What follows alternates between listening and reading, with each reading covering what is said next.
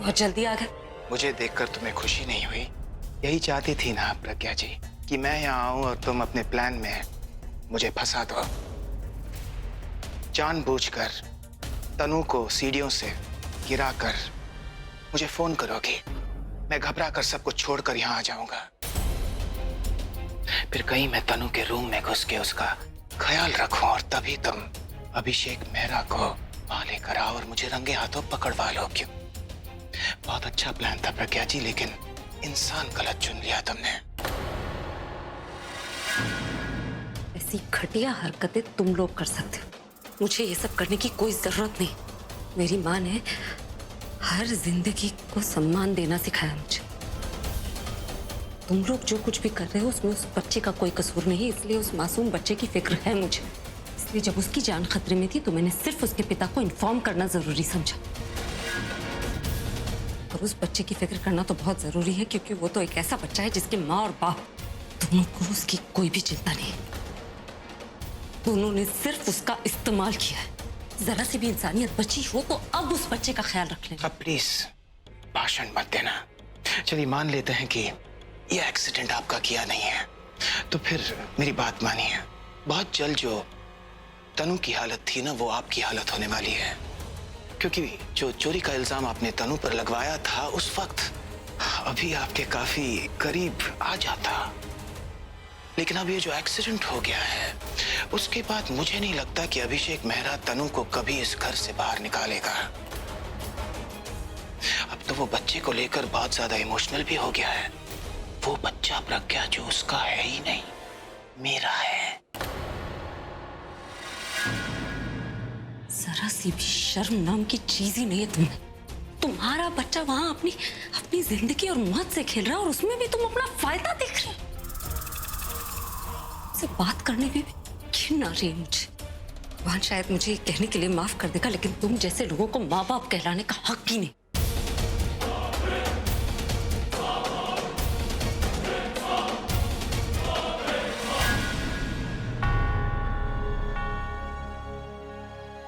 मैं क्या बोलूं? मैंने जो किया उसके आगे सॉरी कहना भी बहुत छोटा होगा। क्या करूं? तनु से गलती तो हुई थी ना, आपने बस उस गलती की उसे सजा दी। उस सजा का असर भगवान उस नन्हे मासूम बच्चे पर नहीं पड़ने देंगे। आप बहुत ब्रेव हैं, आप में बहुत हिम्मत है। आपकी हालत देखकर तो हम सब घबरा गए थे। प्रेगनेंसी के इस स्टेज में इस तरह का एक्सीडेंट बहुत डेंजरस होता है। आप तो जैसे अकेले ही लड़ रही थी कि आप और आपके बच्चे को कुछ नहीं होना चाहिए। मिस्टर मेहरा, आगे के 2 महीने इनका आपको बहुत ध्यान रखना है। इन्हें किसी तरह का कोई स्ट्रेस ना हो, इस बात की जिम्मेदारी आपकी है। और इन्हें इनके मेडिसिन समय समय पर देते रहिए, और ये आदत आप अभी से डाल लीजिए। ये मेडिसिन इन्हें आप डिनर के बाद देंगे। जो हुआ उसके लिए मेरी फैमिली बहुत गिल्टी फील करे। आपसे मैं ही नहीं बल्कि मेरी पूरी फैमिली तनु का ख्याल रखेगी। Good night.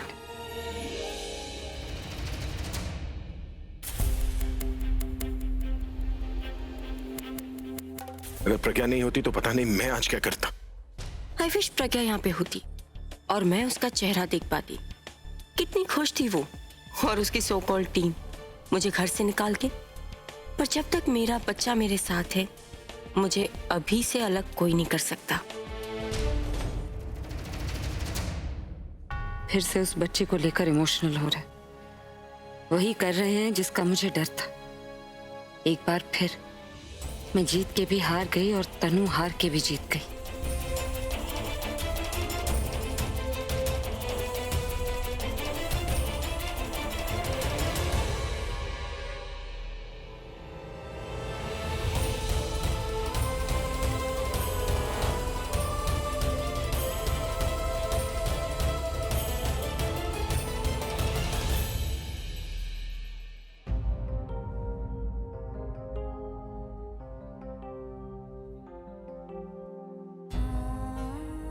क्या हो गया माँ? मैं समझ में नहीं आ रहा। तनु के साथ जो भी हुआ ये खुद को उसका जिम्मेदार समझ रहे हैं कि उनकी वजह से ये सब कुछ हुआ तनु के साथ। बेटा तू बिल्कुल परेशान ना हो। तूने तो कितनी लड़ाइयां लड़ी है ना, और उन सब के बाद तुझे ये दिन देखने को मिला है।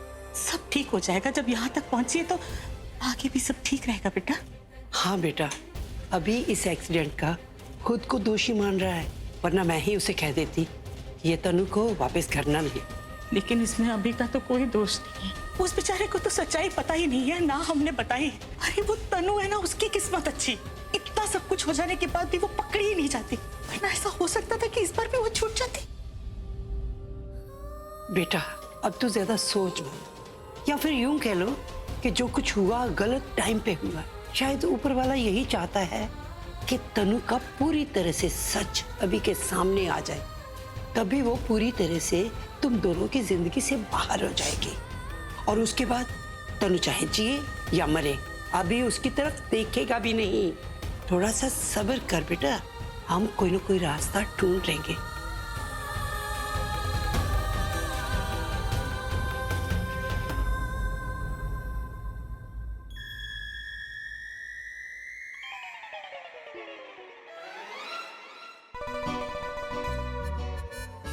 मम्मी जी,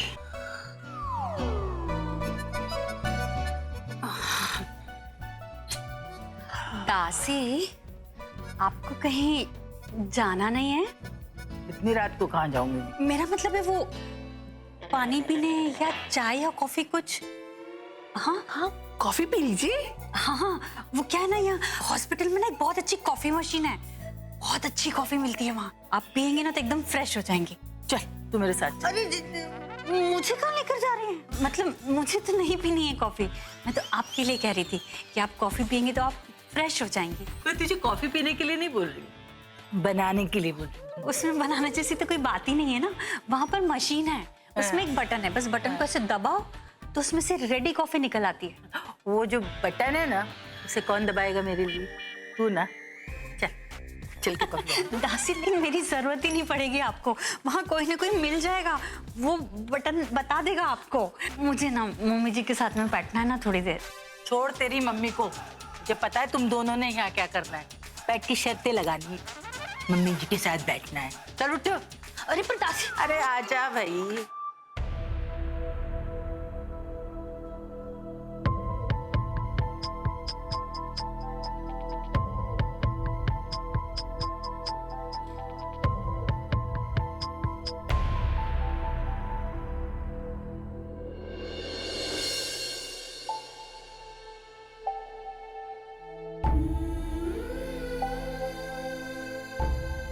आंटी जी, मेरी समझ में नहीं आ रहा कि कैसे मैं आपसे नजर मिलाऊं, किस मुंह से माफी मांगू, क्योंकि मैंने जो किया है वो माफी के लायक नहीं है। लेकिन अगर आप मुझे माफ करेंगी तो कम से कम मैं खुद से नजरें तो मिला पाऊंगा। लेकिन आप क्यों मुझे माफ करेंगी? क्या कहा था मैंने आपसे कि मैं आपको ठीक करके घर से भेजूंगा, और कैसे भेजा है मैंने आपको घर से? इल्जाम तन्नू ने लगाया था, पर आपका असली गुनहगार तो मैं हूं ना। उसके लिए मुझे सजा मिलनी चाहिए, क्योंकि जब तक मुझे सजा नहीं मिलेगी ना, मैं माफी नहीं तो कम से कम सजा तो दीजिए प्लीज। अब मारिए मुझे, आप मुझ पर अपना हाथ उठाइए। नहीं बेटा जी, मैं आप पे हाथ नहीं उठा सकती। दामाद पर हाथ नहीं उठाते हैं। पर बेटे पर तो उठाते हैं ना। बेटे पर तो उठा सकते हैं, तो मैं उठाऊंगी आप पे हाथ।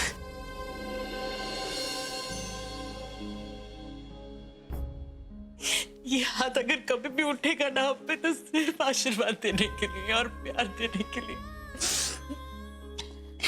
हमेशा खुश रहो, और मैं तो भगवान से दुआ मांगूंगी कि हर माँ को आपके जैसा बेटा मिले। और भगवान हर बच्चे को आप जैसी माँ दे।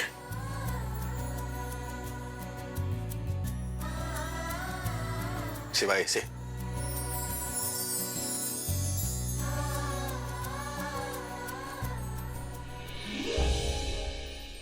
मम्मी जी, मम्मी जी, मम्मी जी, मम्मी जी, मम्मी जी, क्या मेरे ऊपर गिरेगी क्या तू? पर तू तो इंदू जी को लेके कॉफी मशीन पे गई थी ना? गई थी, लेकिन है ना उससे पहले उन्हें बाथरूम लेकर गई और वहां पर लॉक करके आ गई। हिम्मत तो देखो मेरी। करिए, अरे वो चिल्ला रही होंगी वहां पे। तो चिल्लाने दो ना, थोड़ी देर बाद खोल कर आ जाऊंगी, क्या फर्क पड़ना है। अरे ये तो समझो ना कि यहाँ हम दोनों को शर्ट ही नहीं लगाने दे रही थी, हम दोनों के बीच में बैठी होती तो मैं उन्हें बंद करके आ गई। आप बताइए, आप दोबारा शर्ट लगाने के लिए तैयार हैं? आपको क्या लगता है कि इतना सब कुछ होने के बाद भी तनु मेरा हाउस में वापस आएगी, या प्रज्ञा तनु के आने के पहले मेरा हाउस में नो एंट्री का बोर्ड लगा देगी? तुझे क्या लगता है कौन जीतेगा इस बार? जरा धीरे सोच, मुझे सब सुनाई दे रहा है। पिछली बार मैंने उस चालाक लोमड़ी पर शर्त लगाई थी और हार गई, तो क्यों ना इस बार मैं उस सुलझी हुई समझदार प्रज्ञा पर शर्त लगाऊं? तो लगी 20-20 हजार की। पर तू है किसकी तरफ? इस बार मैं समझदार प्रज्ञा की साइड हूँ। मुझे 100% कॉन्फिडेंस है मम्मी जी कि प्रज्ञा ना तनु को मेरा हाउस में आने ही नहीं देगी। तू ना तनु को अंडर एस्टिमेट कर रही है। यहाँ से तनु सीधे मेरा हाउस जाएगी और प्रज्ञा की छाती पर मूंग दलेगी। अच्छा, हाँ, इतना कॉन्फिडेंस है? बिल्कुल। तो लगाओ ना शर्त, और देखो इस बार अगर मैं शर्त जीत गई ना तो पिछला हिसाब बराबर। मंजूर? मंजूर। पर अगर इस बार मैं जीती ना तो ये शर्ट की रकम डबल हो जाएगी, मतलब 40,000। लगाती है शर्त? यस। यस। अरे अब हंसना बंद करो, जाके उनको बाथरूम से खोल, वरना वो तुझे ऑपरेशन थिएटर में पहुंचा देंगी। जा जल्दी खोज, मैं तो शर्त लगाने के चक्कर में भूल ही गई थी। जा भाग भाग। ये हॉस्पिटल में रहना भी कितना बोरिंग होता है, बैठे बैठे करो क्या।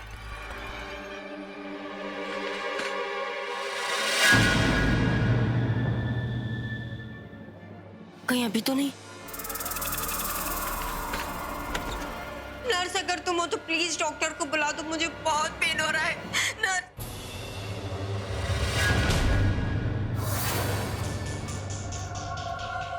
निखिल, तुम यहाँ पे क्या कर रहे हो? क्यों स्वीटहार्ट, तुम्हें मैं मिलने नहीं आ सकता? मेरी जान के एक्सीडेंट हुआ है, मैं उसे देखने नहीं आ सकता? मैं जानता हूं मुझसे गुस्सा हो तुम, just forget that phone conversation। Sweety, पूरा प्लान चौपट हो गया था। तुम जानती हो तुम भी उतनी ही दुखी थी जितना मैं था ना, इसलिए गुस्सा हो गया था। मैं सब भूल जाओ प्लीज, मुझे उसके बारे में बात ही नहीं करना है। मैं आया हूं आज तुम्हारी सेहत, अपने बच्चे, हमारे बच्चे के हाल के बारे में जानना चाहता हूँ। कि बड़ी जल्दी याद आ गया तुम्हें, पहले क्यों नहीं आए पूछने? जान, क्या बात कर रही हो तुम? शाम से यहाँ पर हूँ मैं, एक मौके की तलाश में था कि कब मैं आके तुम्हारे और अपने बच्चे के बारे में पूछने का। मैं पूरी फैमिली वहां खड़ी है बाहर, मालूम है? छिप के आया हूँ मैं यहाँ पर। अगर पकड़ा जाता मालूम है क्या होता?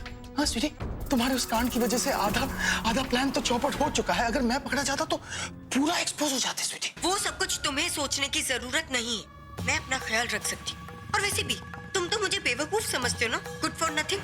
तो फिर यहाँ पे क्यों आए हो, मेरा तमाशा देखने? मैं सिर्फ तुम्हारी हेल्प करने आया हूँ। मुझे नहीं चाहिए तुम्हारी कोई हेल्प निखिल, मैं अपना ख्याल खुद रख सकती हूँ। और ये सारी प्रॉब्लम मैंने क्रिएट की ना, तो इसे सॉल्व भी मैं ही करूंगी, जैसे ये एक्सीडेंट का नाटक करके किया। तुम्हें टेंशन लेने की कोई जरूरत नहीं। क्या कहा तुमने स्वीटी? एक्सीडेंट? नाटक? कैसे? और क्या करती? तुम्हें फोन करके तुम्हारी हेल्प मांगी, लेकिन तुम तो उल्टा मुझे डांटने लगे। स्वीटी, कहा ना मैं गुस्से में था स्वीटी। पूरा प्लान चौपट हो गया था हमारा। कहा ना मैंने तुमसे। अब तुमने एक्सीडेंट का नाटक किया?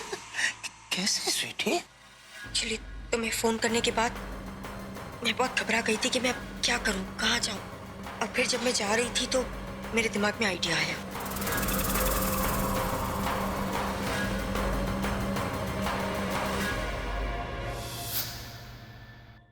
आज तो ये बेवकूफ औरत भी मुझे एटीट्यूड दिखा रही है, और ये सब हो रहा है सिर्फ प्रज्ञा की वजह से।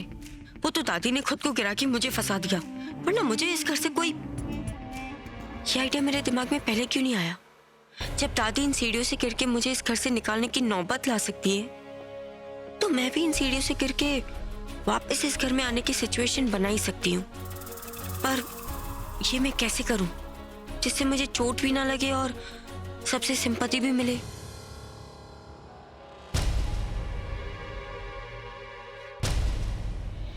अभी आ रहा है, यही मौका अच्छा है। कितनी सीढ़ियां बची है, क्योंकि मुझे इनकी सिंपैथी चाहिए, कोई इंजरी नहीं चाहिए। मेरे बच्चे को कुछ नहीं होना चाहिए। तनु,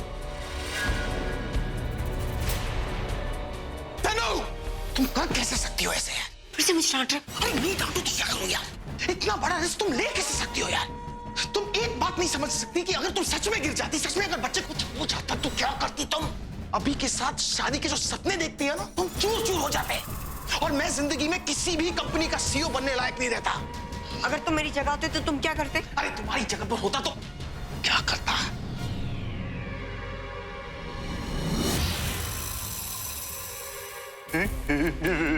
तो मैं भी यही करता।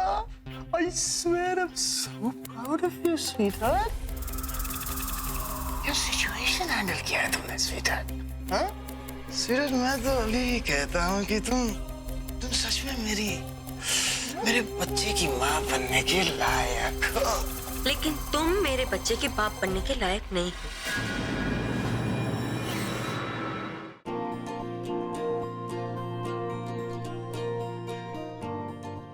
आप इतनी रात गए किसको मैसेज कर रहे हैं? वो जिससे आज मीटिंग कैंसिल हुई ना, उसे सॉरी मैसेज कर रहा हूँ।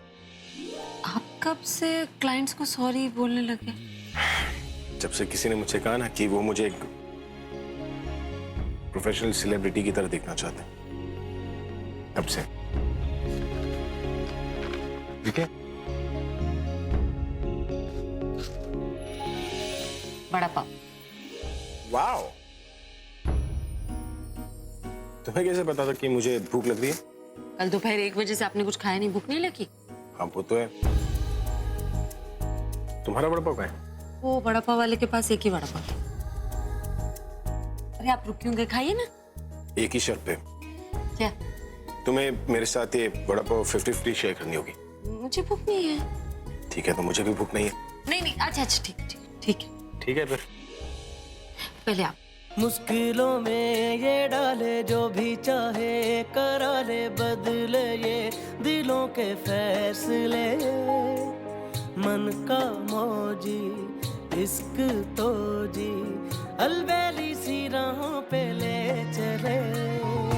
मुश्किलों में ये डाले जो भी चाहे, करा ले बदले ये दिलों के फैसले। मन का मौजी इश्क तो जी अलबेली सी राहों पे ले चले। कोई पीछे ना आगे है, फिर भी जाने क्यों भागे है। मारा इसके का दिल मेरा, इसके उसके ये हिस्से में, तेरे मेरे ये किस्से में। मौला सीखे बिन दे सीखा। क्या हुआ, तुम्हें हिचकी क्यों आ रही है? शराब चाहिए तुम्हें? शराब नहीं, जूस। जूस चाहिए। जूस नहीं चाहिए? पानी पानी पानी। तो ऐसे बोलो ना, पानी। रुको मैं लेकर आता हूँ। इतना हिचकी लोगी तो सारे पेशेंट जाग जाएंगे। ये लो।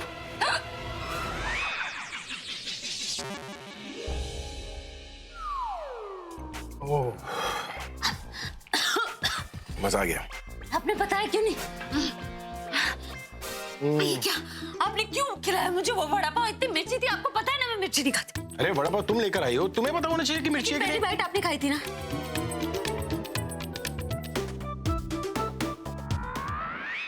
एक तो एक लौता वड़ा पाव मैंने तुम्हारे साथ शेयर किया, ऊपर से मुझे थैंक यू बोलने के बदले तुम मुझे डांट रही हो। Okay, thank you. वैसे पेट भर गया, नींद आ रही है, पर सो कहाँ यार? हाँ, बाबा रहने दो रे, मैं सोऊंगा, तुम फिर से मुझे डांटोगी नहीं। चाहिए? अरे नहीं डांटूंगी, आप सो जाइए। PP? PP? Pinky promise? Pinky promise. कैसा ये इश्क है, अजब सा रिस्क है। कैसा ये इश्क है, अजब सा रिस्क है।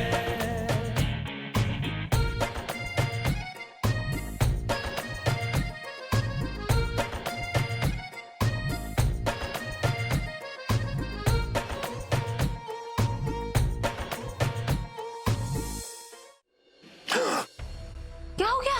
अरे मुझे तन्नू को दवाई देनी थी, मैं भूल ही गया। मैं तन्नू को दवाई देकर आता हूँ। नहीं नहीं, आप बैठिए, आप बहुत थक गए, मैं दवाई देती हूँ। अरे तुम अगर चली गई तो मैं सोऊंगा कहां पर? एक मिनट। यहाँ, सेम फीलिंग थोड़ी ना आ गई। लेकिन नींद आ जाएगी।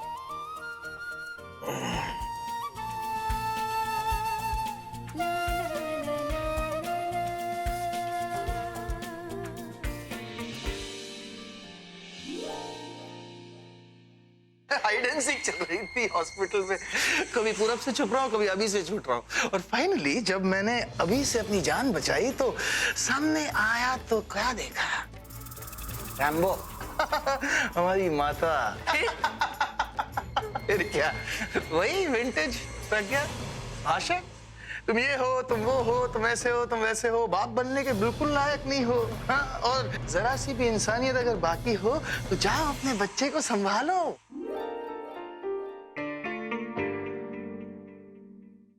बेचारी प्रज्ञा, उसे लग रहा है मैं सचमुच में गिर गई हूँ। अगर उसे पता चला ना मैं नाटक कर रही हूँ तो पता नहीं क्या होगा। Please Tanu, don't be that evil. अगर तुमने उसे ऐसे कहा तो उसको शॉक लग जाएगा, और ऐसा शॉक लग जाएगा कि तुम जो यहाँ हॉस्पिटल में हो ना, तुम्हारी जगह पर वो होगी।